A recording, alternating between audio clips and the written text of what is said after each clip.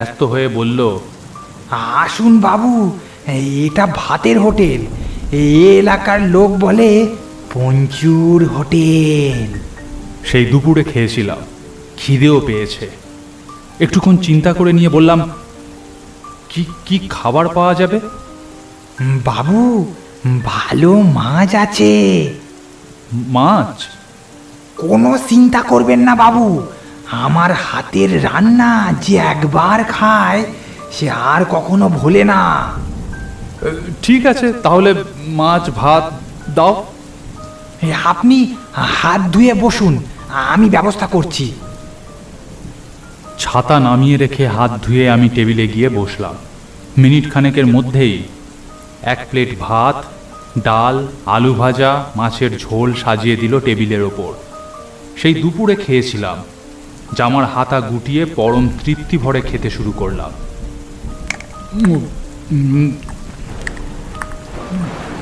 রান্না বান্না এক কথায় খুব ভালো হয়েছিল, এবং মাছটা খেয়ে বুঝলাম খুব টাটকা। খাওয়া দাওয়া শেষ করে পরম তৃপ্তি ভরে ঢেঁকুর উঠল। উঠে গিয়ে হাত ধুয়ে টাকা মেটাতে গেলাম।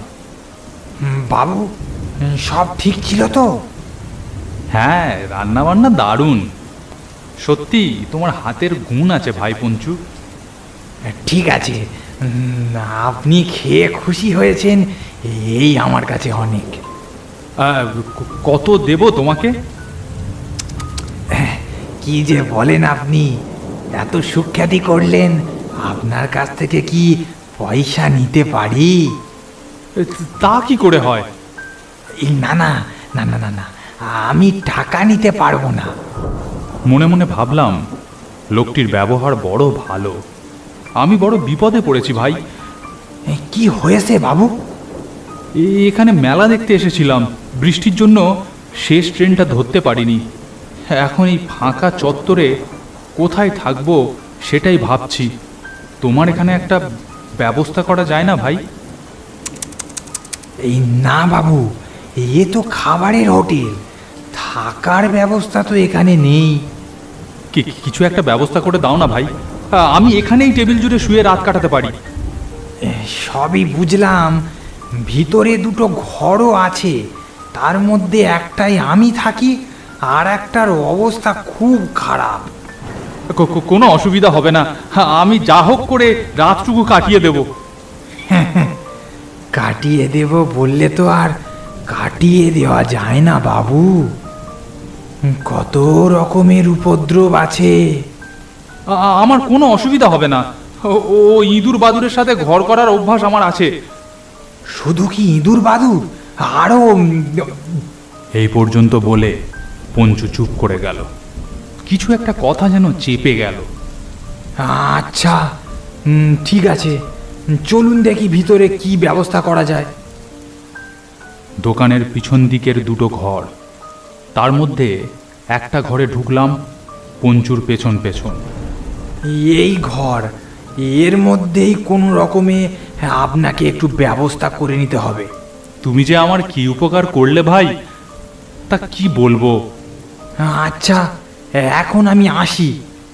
হ্যাঁ, ভালো কথা, কেউ যদি দরজায় টোকা মারে দরজা খুলবেন না। কেন বলো তো? ও কিছু না। এই বলে পঞ্চু হন হন করে ঘর থেকে বেরিয়ে গেল। ঘরের চারিদিকে নজর বুলিয়ে বুঝলাম পঞ্চু একটু বাড়িয়েই বলেছিল। ঘরটা থাকার জন্য নেহাত খারাপ না। বিছানাটা একটু পরিষ্কার করে নিলাম। বিছানার একপাশে একটা চাদর ছিল, সেটা গায়ে দিয়ে শুয়ে পড়লাম। সারাদিনের ক্লান্তি ও বৃষ্টিতে শরীর স্যাঁতস্যাঁতে হয়েছিল।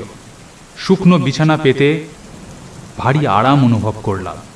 ভেবেছিলাম রাতে নিশ্চয়ই ঘুম আসবে না, কিন্তু বৃষ্টির শব্দ শুনতে শুনতে কখন যেন ঘুমিয়ে পড়েছি তা নিজেই জানতে পারিনি।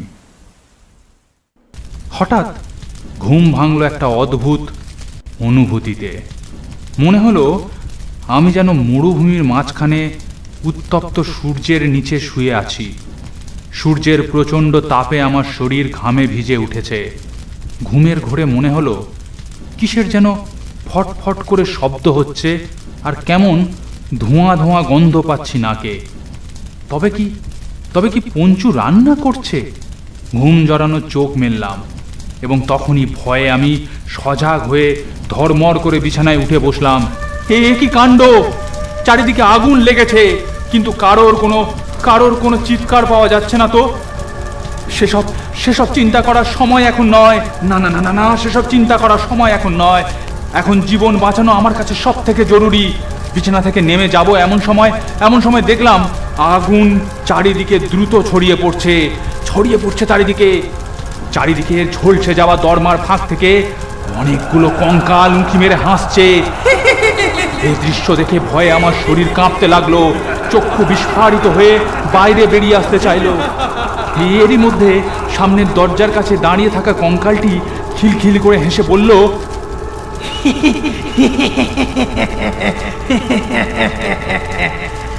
বাবুকে বেশি কষ্ট দিবি না, তাড়াতাড়ি মেরে ফেল।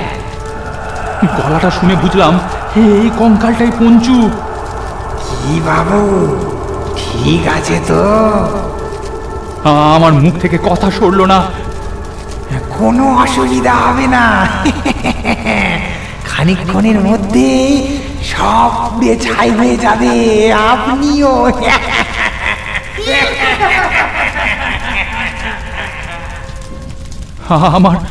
আমার চিন্তা করার শক্তি যেন হারিয়ে গিয়েছে। দরমার ফাঁক থেকে একটা কঙ্কাল কর্কশ গলায় বলল, এখানে যে আসে তাকে মরতেই হয়। পঞ্চুর হোটেলে যে খায় সেই পুড়ে ছাই হয়ে যায়।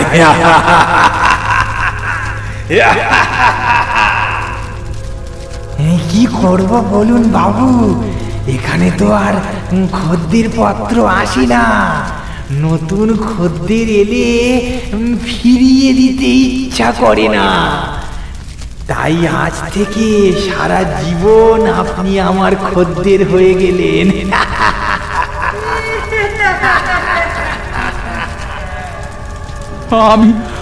আমি আর কিছু ভাবতে পারলাম না।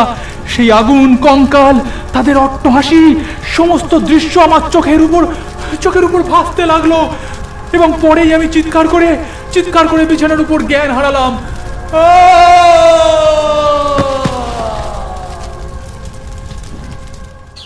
সকালে কার যেন ডাকে ঘুম ভাঙল।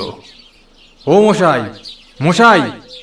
ধর্মর করে উঠে বসে দেখলাম একটা ফাঁকা জায়গায় কিছু পুড়ে যাওয়া দরমা আর বাঁশের মাঝে আমি বসে আছি। তাড়াতাড়ি করে উঠে দাঁড়ালাম। আপনি এখানে শুয়েছিলেন কেন? আমার গলা শুকিয়ে আসছিল, মাথার ভিতর সব ওলট পালট হয়ে যাচ্ছিল। তাও সমস্ত ঘটনা তাকে বললাম। শুনতে লোকটির মুখে ভয়ের ছাপ স্পষ্ট হয়ে ফুটে উঠল। তারপর সে আমাকে এক অদ্ভুত কাহিনী বলল। আজ থেকে বছর 5 আগে এখানে পঞ্চুর হোটেল ছিল।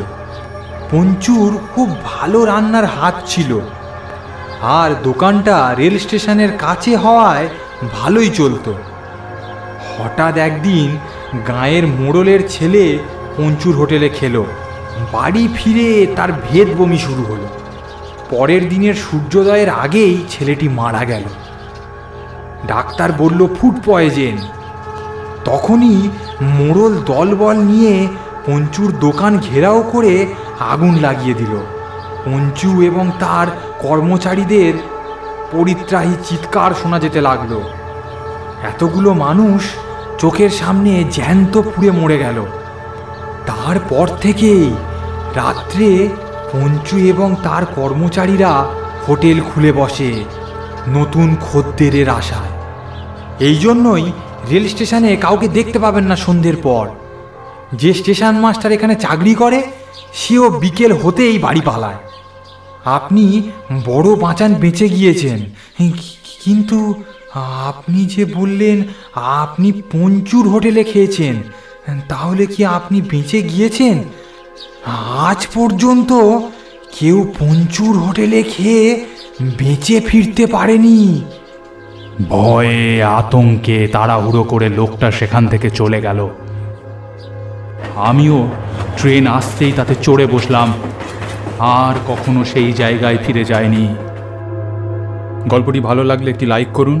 এরকম আরও গল্প দেখতে চাইলে চ্যানেলটি সাবস্ক্রাইব করে পাশের বেল বাটনটি প্রেস করে দিন, কারণ ভবিষ্যতে এখানে আরও এরকম গল্প